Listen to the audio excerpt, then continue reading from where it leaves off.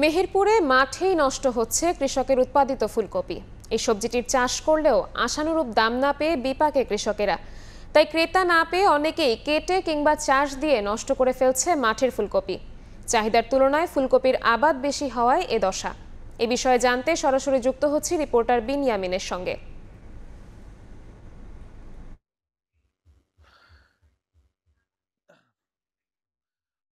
বছর ঠিক এই সময়েই ফুলকপি ফুলকপি তাদের উৎপাদিত ফসল ফুলকপি কাটার জন্য কৃষকরা কিন্তু এই সময়ে তার আবাদের যে জমি সেই জমিতে ফুলকপি কাটা শুরু করে। কিন্তু এই বছর আমরা একটু দেখাতে চাই যে হচ্ছে ফুলকপি যে জমিতে রয়েছে সেগুলো কিন্তু জমিতেই রয়েছে।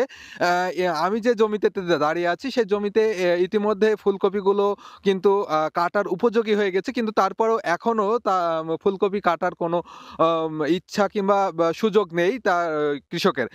কারণ হিসাবে যেটি আমি বলতে চাই সেটি, কৃষকরা তাদের উৎপাদিত যে ফুলকপি সেই উৎপাদিত ফুলকপির দাম না পাওয়ার কারণে তারা কিন্তু জমিতে যে জন কিংবা মুনিশ লাগায়ে তারা কিন্তু শ্রমিক লাগায়ে কৃষকের যে উৎপাদিত ফুলকপি সেটি কাটার যে খরচ সেটিও করতে চাচ্ছে না। কারণ ফুলকপির যে দাম সেটি আগের তুলনায় অনেক কমে গেছে। অনেকে নিতে চাচ্ছে না বলেও ব্যবসায়ীরা জানাচ্ছে যে, ব্যবসায়ীদের সাথে কথা বলে যেটুকু জানছি, ব্যবসায়ীরা বলছে যে সারা বাংলাদেশে বিভিন্ন স্থানে ফুলকপির আবাদ হয়েছে এবং একই সময়ে সব ফুলকপিগুলো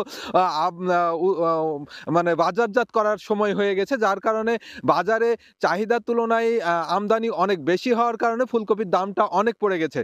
তো অপরিকল্পিতভাবে অনেকেই একসাথে ফুলকপি আবাদ করার কারণেই কিন্তু এই ঘটনাটি ঘটেছে বলে জানা যাচ্ছে।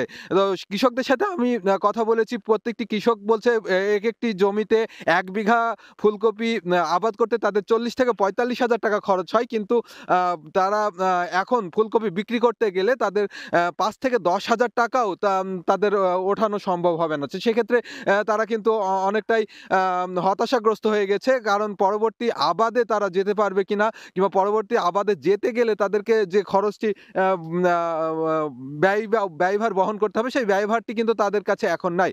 ফুলকপি বিক্রি করে যে লাভ হলো সেই লাভের টাকা দিয়ে কিন্তু যে লাভ হবে সেই লাভের টাকা দিয়েই কিন্তু তারা ফুলকপি পরবর্তী আবাদে যাওয়ার কথা ছিল। কিন্তু এখন কিন্তু তাদের সেটি সম্ভব হচ্ছে না। তারা ফুলকপির যে বাজারজাতকরণের বিষয়টি রয়েছে সেই বিষয়টিতে তারা খুবই হতাশাগ্রস্ত। কারণ কোনো ব্যবসায়ী এখন মাঠে এসে ফুলকপি কিনতে চাচ্ছে না।